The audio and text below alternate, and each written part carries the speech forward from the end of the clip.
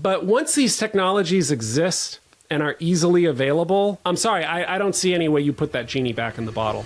Welcome back to Free Speech Friday. Today, I have a very exciting episode that I think might trigger some people, but I really, really want you guys to come on board and listen. I have Corbin K. Barthold here. He is the Internet Policy Counsel at Tech Freedom, a nonprofit, nonpartisan technology think tank in DC. And he published a super interesting paper a couple weeks ago called Why the First Amendment Protects Artificial Intelligence. In this paper, he outlines this really, I think, compelling legal case about why AI outputs should be protected under the First Amendment. Now, this idea is very controversial. Corbin is not anti-AI. I don't know his political leanings, but he's definitely more libertarian, like freedom, focused, etc. I really, really respect his work. He's done phenomenal work advocating for civil rights, civil liberties online. I'm a huge fan of his and have been for a long time. But I just want you to know that this is somebody that thinks deeply about civil liberties and the downstream consequences of some of the legal precedents that I think a lot of the anti-AI groups are seeking to set right now. Now, I also want to make it clear, I am all for regulating AI. I hate the environmental impacts of data centers. I constantly hear from people about the noise pollution they cause. I hate how they're leading to higher energy costs for people, heat zones, etc. These are all serious problems. I'm also deeply concerned about the downstream effects of AI and the way these massive multi-trillion-dollar tech companies don't care at all about working people. They don't care about protecting marginalized people. They don't care about protecting vulnerable people. They will happily displace all of us if it makes them just a few more pennies in profit. Despite all of that, I still am very worried about some of these efforts to crack down on AI. And I had Kat Tenberge on, another journalist, recently to talk about an event that she went to, hosted by a protege of Steve Bannon called Humans First. And it's this anti-AI initiative that's seeking to align with leftists on regulating AI. I think you're starting to see a lot of these Christian fundamentalist groups, far-right groups that effectively believe that AI is problematic because it's summoning demons or something, trying to partner with leftists to push these policy goals that I would argue are fundamentally reactionary. They want to censor information.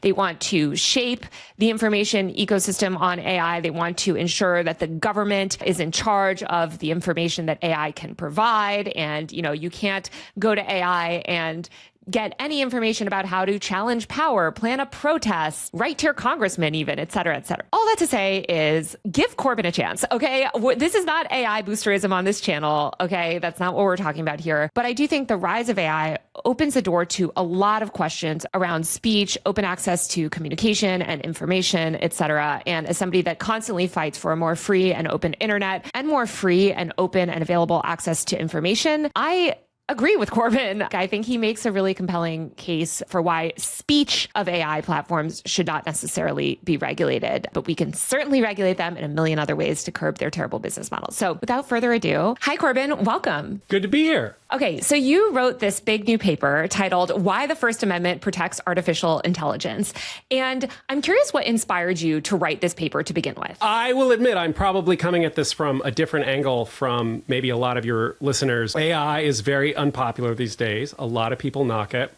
And I should just be upfront that the analogy I use for anybody who watches South Park, Stan and Kyle and Cartman are really cynical, and they always see through the adults' game, and they are always dumping on whatever's being presented to them. And then Butters, innocent, unironic Butters, comes and goes, I think it's pretty cool. And there is a degree to which that is my feeling about AI. I've watched it improve quite a lot since the first release of ChatGPT. I enjoy fiddling around with it and seeing what it can do and watching it improve. And I'm pretty impressed by where it is at the moment, the new models that are coming out, and I see the trajectory is not slowing down. So I come at it from a place of optimism and excitement, and I don't apologize for that. I think as a tech reporter, you're constantly kind of like going in between these different worlds. And I saw this even with the rise of social media as well, where like a lot of people in the tech industry or people that are just normal people using these products like love them. I mean, ChatGPT was the fastest growing consumer product of all time. So you cannot argue that people are getting, use case out of these sort of public facing LLMs and AI tools. But then I totally also understand the concerns and the hatred of some of the sort of downstream effects of this stuff. But to start off, how is the content produced by AI, why do you believe that it is First Amendment sort of protected speech? I don't think it's actually a very hard case to make if you put aside the cultural baggage that is currently being placed on the new technology. They are large language models. They talk to you. They talk to you in language. It is expression. There was a court decision that questioned this recently, and there is literally a sentence in the decision that says, the defendants have not articulated how words strung together are speech. I honestly don't know what to do with that. If it were most other contexts, I think people would readily accept that it is expressive.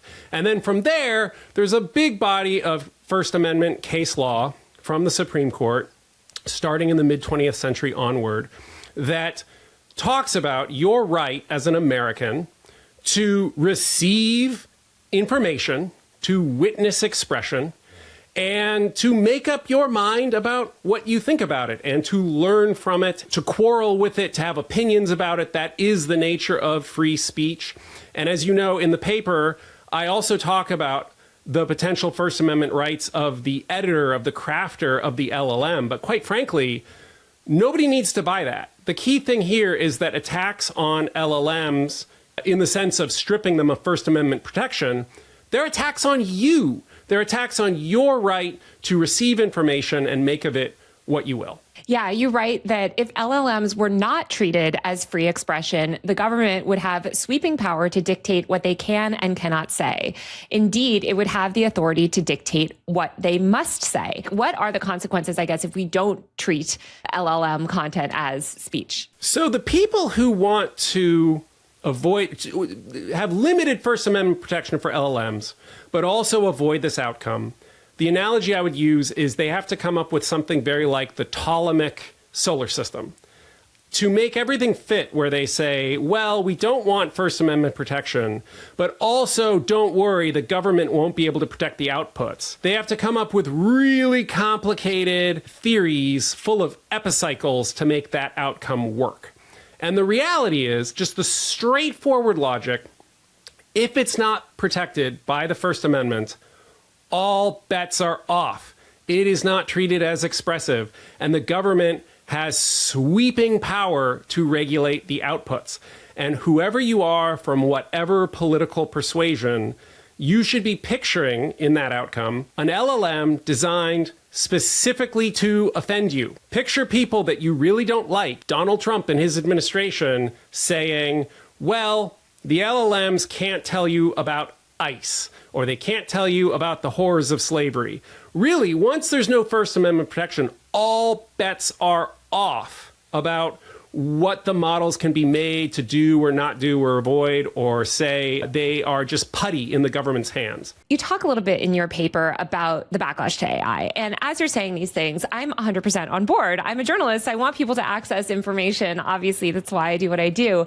But I also read these horrifying stories in the media that everyone's reading, right? Of like, oh, you know, little Johnny went on ChatGPT and learned how to make a noose and kill himself, or he had this parasocial relationship with the AI that made him lose his mind and kill himself. And so, you know, I think there are a lot of people right now saying, well, sure, we want open access to information, but we don't want people going into AI psychosis. So shouldn't we put some speech restrictions around kind of what the LLMs can say and how they can interact with people? The first thing to note about the suicide cases, which are tragic, absolutely, you have to pick, do you think the AI is useless, stochastic parrot, and this is all a corporate con job and it's hype? Or do you think these things are so powerful that they're causing people to commit suicide?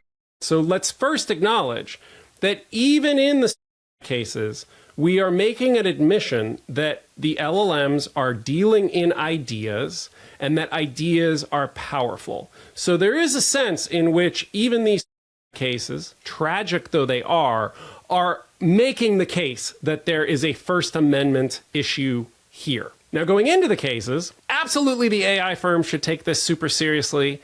Absolutely, they should be working on the guardrails.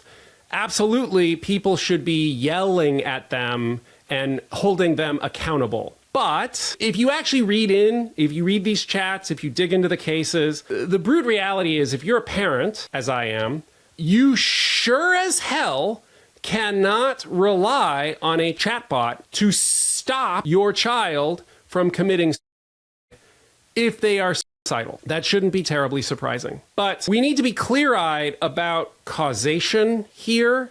I have not yet seen one where there was strong evidence that you had a teenager who was well-adjusted and thriving and doing okay, and the chatbot turned them suicidal. There's a certain amount of correlation here where if tons of people are using any medium of expression and some small percentage of people commit suicide, there are going to be some people who commit suicide in temporal proximity to being exposed to the ideas. And we have a long tradition in the United States of affording First Amendment protection to ideas precisely because they're powerful. We've had cases in the past, Ozzy Osbourne songs, things like this, where the parent said, the music lyrics are what caused my child to commit suicide. And there's been First Amendment protection precisely because it is an unpredictable thing that is generally considered to break the chain of causation. And so you're only liable if you have some kind of custodial relationship over somebody or a special relationship. And the fact is, if we start holding the LLMs liable in some of the cases we've seen, everybody should be really worried. You should be worried about breaking up with your boyfriend because if he commits afterward, if we hold everybody to the standard that people are implicitly holding these LLMs to, there's always going to be, what did you say? The parents should be deserving scrutiny under this standard. I don't think that's a road we actually want to go down. Can you tell me about some of the legal cases that you're seeing right now? I feel like, there's, especially given the social media addiction trial verdict that we saw, I feel like there's a lot more fervor for lawyers seeking to sue these platforms, sue these companies around speech or online harms. What do those lawsuits look like? Have you been following that at all? And what sort of precedents are they seeking to set around speech restrictions? The main one that has already been through some motion practice and then it's settled, it's the one that got us the line I gave about words strung together not being speech, which was a classic situation of a judge bending over backwards and doing weird things to try and make a hard case come out right. This involved a teenager who was talking to a chatbot on character AI, and it was rigged up to be a character from Game of Thrones. And in most of these cases, what you see is the LLM discourages suicide, but there are often problems with the context window that hopefully this will get resolved over time. But right now, some of these LLMs, if you have a conversation that goes on and on and on and on, the guardrails degrade. And it ultimately ended with the teenager saying something like, what if I told you I could come home to you right now? And the quote-unquote queen character said, come home to me, my sweet prince. And the teenager committed suicide after that. And to reiterate, yet again, tragic case. But if you read that with a certain amount of dispassion, you're seeing a conversation that doesn't necessarily have any signs of, doesn't show encouragement of. We only really know it's problematic after the fact, given what actually happened. Then you dig into the evidence and you discover a teen who was troubled and was having a problem, didn't necessarily have a healthy home life. But people look for something to blame, and so the company gets sued, and we end up with a settlement. Other cases are similar. Some of them are a little worse in terms of how far the chatbot went in helping. You mentioned the one where the LLM failed to understand that it was looking at marks on a neck from a noose and was giving fashion advice, basically. So there are some bad cases here. And to be clear, you might end up in a situation where you could plausibly hold the AI firm liable for the chatbot facilitating in one way, some way. All I'm arguing for is you don't get to toss the First Amendment out the window in that case. You still have to overcome the First Amendment hurdle. If you're watching this video and you like my work, please support me on Patreon via the link below or buy a paid subscription to my tech and online culture newsletter at usermag.co. That's usermag.co. I don't have any long-term brand partnerships, and a lot of my content is effectively demonetized. I've lost major brand deals for speaking out on certain issues and for challenging power. As you can imagine, advertisers are not exactly eager to work with somebody who covers a lot of the topics that I cover and talks about the things that I talk about. These videos I make are entirely funded by you, and I can't continue to make them without your support. So if you get any value out of the videos that I create and you want me to be able to create more, please support me on Patreon or Substack via the links below. On Patreon, I do bonus episodes, monthly Q&A live streams, and post frequent updates about my work. My Substack newsletter gives you a bi-weekly roundup of everything that I'm seeing and reading and paying attention to online. You can also get my newsletter on Patreon. Once again, the links to everything are below in the description. Every dollar of your support makes such a difference. Another thing that you hear, I feel like, from critics of this position is, well, okay, all of these First Amendment protections were written for human speakers. You know, technology is traditionally allowed for like human to human communication. You know, when you're talking about the right to receive information, we're talking about human beings. So why should, something like LLM output, which is not a human speaker, why should that speech be protected by the First Amendment? It's a fair point. And if someday the Supreme Court holds that what is really distinct here is the absence of a human speaker, I will not be in a position to say, that's ridiculous, that decision's totally demented, they're stupid. I really won't. But there are other cases that should give one pause about deciding to plant the flag on a human speaker and saying this time is different because of that. If you look back at analogous situations of the right to receive information, the Supreme Court has upheld that right in a variety of contexts. So, for example, you have a right to receive communist propaganda from the CCP. I think a lot of people didn't know that. That came up a lot with the TikTok case. It did. Lamont versus Postmaster General is the Supreme Court case for anybody who wants to go and read it, which is a worthwhile use of your time. You can get your news from RT and just mainline Russian propaganda if you want, because you're a free-born American who gets to take in information and make up your own damn mind. The foreign adversary nation does not have First Amendment rights. The right is in you to receive the information. If somebody is dead, you can read what they want. Aristotle is First Amendment protected, even though he's been dead for 2,000 years. If humans don't make much of a choice or make a silly choice with their speech, that doesn't affect anything. You have a First Amendment right to read the National Enquirer, even though it's utter garbage about discovering the Bat Boy in a cave.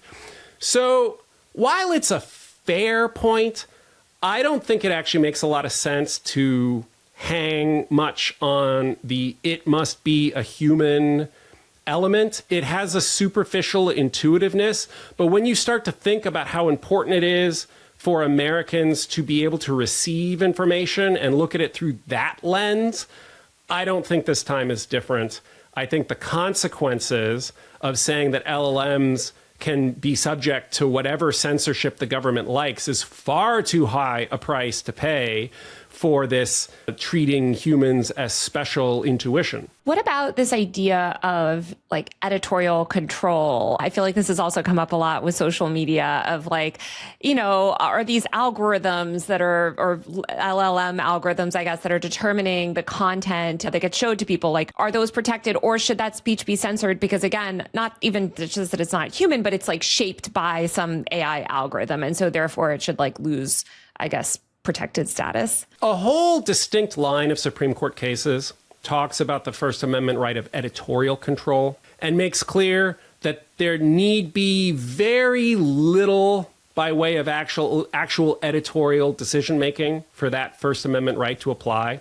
And this is not something that's new with social media. So there's a case called the Hurley decision in which the Supreme Court said that the organizers of a St. Patrick's Day parade in Boston could let anybody march, and they were kind of bigots, let's be real. They excluded one group. They excluded a gay, lesbian, and bisexual group of Boston, it was called. But the Supreme Court said, you as an editor have a right to let almost any speaker and then exclude one group. And to be clear, it's not a use it or lose it thing. So you could have a parade and just let everybody come, and you have a First Amendment right to that. And then recently, in 2024, we had the decision called Moody versus NetChoice, in which the Supreme Court applied that same principle to social media algorithms. So if you accept those decisions, it's not a big step to say AI firms choose what training data goes into their models. They set the guardrails, they set the rules.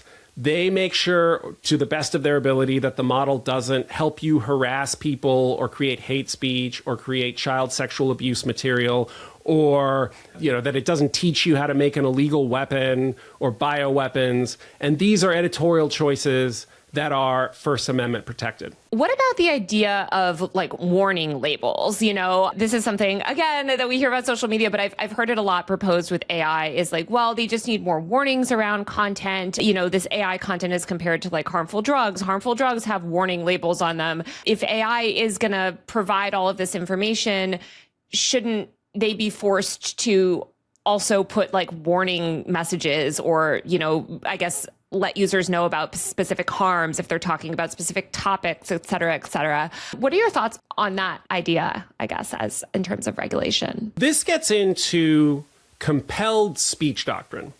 And the Supreme Court case law on this is a little messy. But the basic idea is strong First Amendment scrutiny applies to a law unless it is compelling speech that is related to a commercial transaction in some way and is meant to fix deception and is not unduly burdensome. Can't say that that is the precise rule that will hold as things stand. We shall see.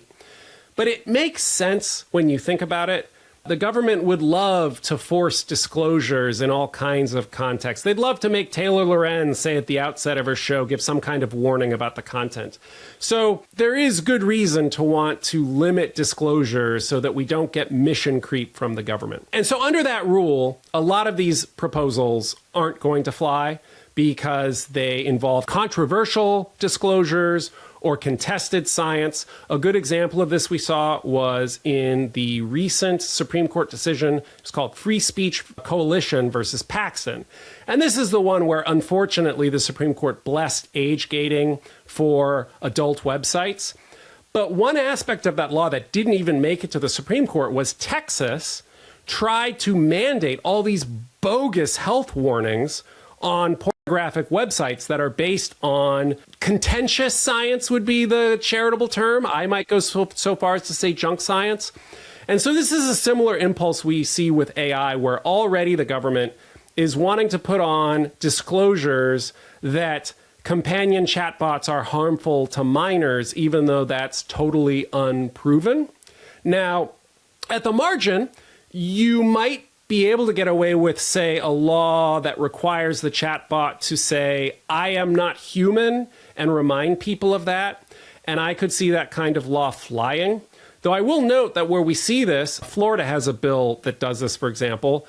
The government just can never help itself. It wants the warning to be for every individual chat and every 3 hours, which sounds pretty burdensome to me. It sounds like putting those cookie pop-ups on websites that would actually be totally obnoxious and get in the way. So there are maybe some interstices where a law like that would fly, but I think the majority of the ones we're seeing go too far. Yeah, that seems extremely annoying to me. I also think that those pop-ups really pale in comparison to any sort of just national media education program. I wish that we would just teach kids in schools how LLMs work, and that I think people would be a lot less susceptible to believing this technology is sentient if they actually just understood basic sort of concepts related to how LLMs function. Yeah, I mean, a lot of it goes to how stupid do you think kids are? And any law that takes as its baseline assumption that kids are not, by and large, clever, adaptable people, I resent. To be perfectly honest, if we're going to do that kind of warning, I would rather it be aimed at the elderly than at the young. Like, if we're going to play that game, which I'm not saying we should. Yeah, I know. It should be probably on like everyone over the age of 65 in Congress, I guess. That sort of reminds me of this law that you also mentioned in your paper in New York that actually I saw a lot of people cheering for online, which is called S7263. It would bar LLMs from providing any substantive response, information, or advice that could amount to the unauthorized practice of medicine, law, psychology, dentistry, nursing, or what have you. People were saying like, oh, well, this is a good thing. You know, these chatbots are giving dangerous medical advice. They could tell you to drink bleach and you die. And, you know, that's really dangerous. And so they should be regulated and they shouldn't be allowed to give this like advice that somebody with a license, I guess, to practice would normally have to provide. Why would you be sort of against that type of law? Personally, I really resent this law because even apart from the First Amendment, can we all please just marvel at what an immaculate piece of protectionism it is? How dare you go to your doctor or your lawyer with a second opinion or use LLM to generate questions that you would bring to that professional? We must uphold the clerisy. But I think part of the problem here is a lot of people used chatbots maybe in 2023 and saw how shaky they were and decided this was junk and haven't gone back and seen that they are getting better and better all the time. And personally, as a lawyer, I find you always need to be skeptical about what it's putting out. You always need to confirm what you're reading, but they are getting awfully good.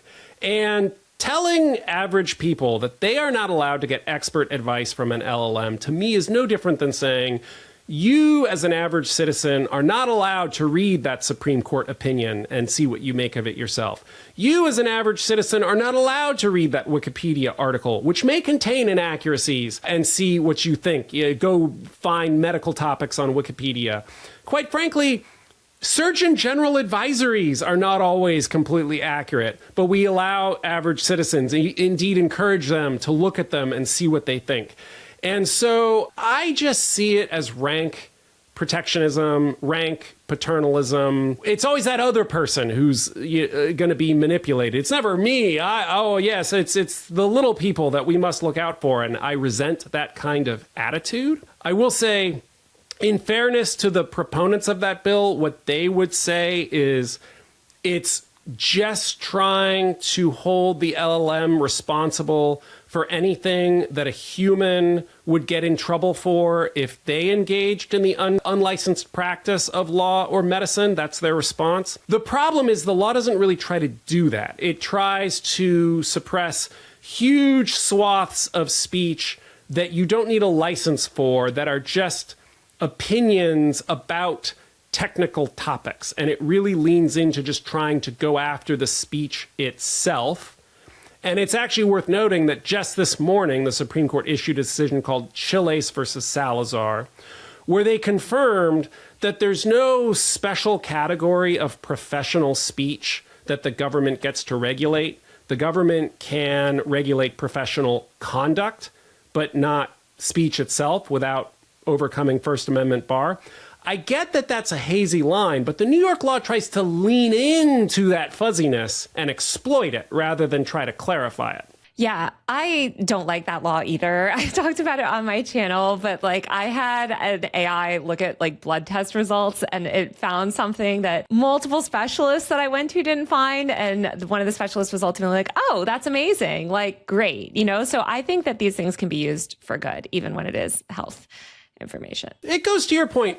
Education is important. People need to understand that they need to have a healthy dose of skepticism with almost anything they read, including what the LLM tells them. And you can take that information, as I did, and bring it to a doctor and ask them about it. You know what I mean? That information itself, you know, you can still get that second opinion. It is worth noting, this law hits hardest the most vulnerable among us, though, the people who can't afford a lawyer or don't have access to good health care. Maybe this is their best alternative. Yeah, that that part bothers me a lot. In this paper, you make sort of like the conservative case for AI, who I think a lot of conservatives, I think, have been calling it like demonic, and they want to censor it, and they're pushing all these groups. But you also make this like argument about sort of like why liberals and progressives should care about free expression and AI. And you talk about the reasons why I think a lot of progressive people are anti-AI. You talk about how it's that they will argue it's one big corporate con job. Also, alien intelligence that can manipulate the masses. It's inflating an economic bubble. It's centralizing too much power in the firms constructing it. It will flood the world with slop, ruin and take people's jobs, make everyone lazy, et cetera, et cetera. That is kind of what I think a lot of people feel, especially that listen to my channel, about AI. Can you make the case to them on why, as a progressive person, they should support freedom of expression with AI? That doesn't mean that you have to support Sam Altman necessarily, but like protecting, I guess, our ability to access information through AI. Like what is that case through a sort of progressive lens? To at least start by validating some of the complaints, it's not like the AI firms are helping themselves. You have these guys going around saying, oh, it'll probably take all the entry-level jobs. Oh, it might kill everybody. I don't know. So the complaints start from a reasonable place. And also, AI slop is totally a thing. So I get some of the complaints. I also would urge people a few things. First of all, remember that things adapt and progress. For those of us who were around when the internet was first getting up and running, you should have seen websites in 1997, how tasteless and generally awful they were. Things tend to get better. People adapt. Things improve. We'll see what happens with open models. I do expect a proliferation of these things where there will be a lot of different services and you can find the one that works for you. So a certain amount of open-mindedness about that. It is worth exploring how these things can be useful from a progressive perspective, reaching out to non-English speaking communities, the ability to translate ideas across languages, the ability to use LLMs to create satire, to petition, to organize, to challenge hierarchy and power. They work in a way that is the opposite of consolidated corporate media. And I get that they're created by corporations and greed.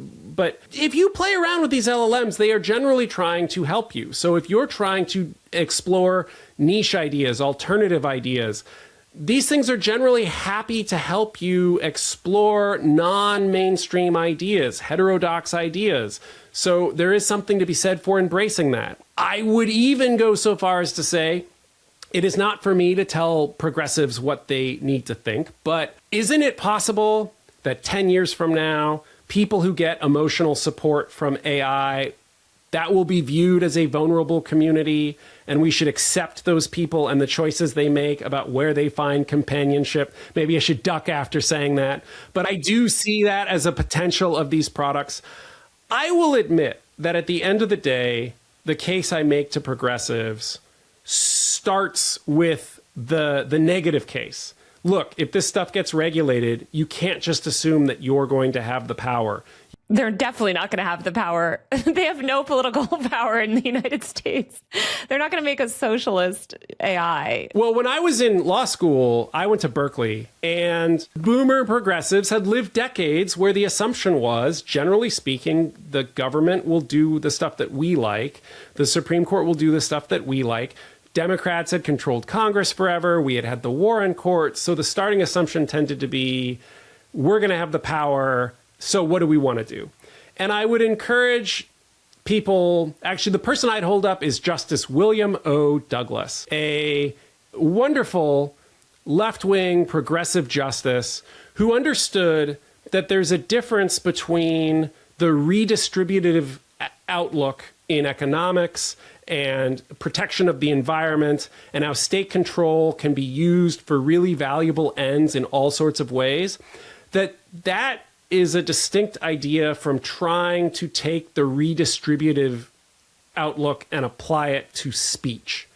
He was very much an anti-authoritarian. He was a civil libertarian who understood that when the government gets its mitts on speech, that tends to go in bad directions, and that should be seen as something totally separate. You can be in favor of redistribution by the state in the economic sphere and still understand that we all benefit if the government stays out of trying to make the speech market look a particular way. Yeah, I think that that's what's so concerning. I think of this as a journalist, just like because these LLMs ingest like massive amounts of information and they don't always give accurate information. But I don't want the government to start getting in there and controlling that, because you see the way that powers manipulate things. You also see the ways that special interest groups are now lobbying, like we have AIPAC, or Netanyahu was talking about running a campaign on ChatGPT to make sure that the information, comported with their foreign policy goals, et cetera. And I think that stuff concerns me a lot more maybe than some person losing their mind to an LLM. Not that that's not horrible, but I think that that second problem can be fixed with education about how LLMs work and other methods that don't restrict speech. And when we give people in power the ability to restrict access to information, that just never goes well. It never goes well. So I should be upfront about the fact that I come to everyone promoting the second best outcome. You can be skeptical of corporations and not trust them to do a great job and still think it's better to have corporations competing with options where you can go to one LLM or another versus the one Trump government, the Trump FTC, setting the rules for everybody. That's the worst outcome. Yeah, we don't want Brendan Carr suddenly taking control of AI for some reason or whatever would likely happen. What do you think has been the strongest case that you've heard, against what you're arguing for? Like, have you heard any compelling arguments that have made you kind of question your thoughts or reconsider any of your positions? So as I said, every theory that I have heard that tries to say, well, the First Amendment shouldn't apply here, but we'll make sure that the government can't dictate the LLMs, has to thread a needle that's so complicated and it's such a just so story that you have to tell that it's not compelling to me. I joked with somebody the other day that I don't understand the cases for keeping technology, but then having government censorship and having that work out. I have to go all the way to the anarcho-primitivist, shut it all down, the technology was a mistake, we need to just eliminate social media and AI altogether.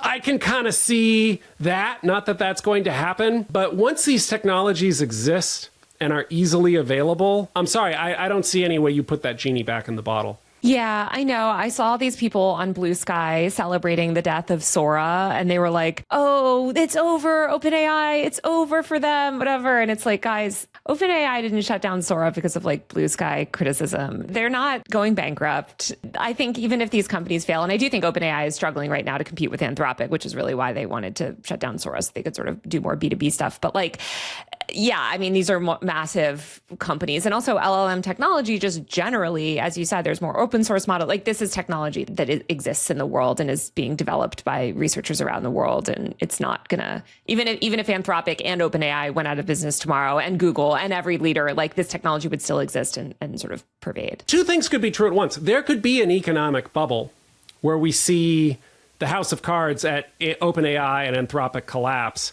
And this could still be a technology that is going to be with us going forward. Even if there was a huge bust, I would not consider that as a disproving of AI. I would see that as very similar to the dot-com crash. The internet was going to do everything, and then there was a dot-com crash. And all that meant was that all of the revolutions of the internet, they occurred, they just took 10 years instead of 2. Yeah, I think that's a really good comparison. Well, Corbin, thank you so much for joining me today and chatting about all of this. My pleasure. All right, that's it for this week's episode of Free Speech Friday. If you like my work, please support me on Patreon via the link below, or buy a paid subscription to my Substack newsletter at usermag.co. That's usermag.co. Supporting me via Patreon or Substack is the best way to ensure that this show keeps going. I have effectively zero advertising on this channel. I have like one-off brand partnerships, maybe once every couple months. But aside from that, my work is 100% supported from people like you. So truly, every dollar makes such a difference. Thank you so much. I'll be back next week with a brand new episode of Free Speech Friday. See you then.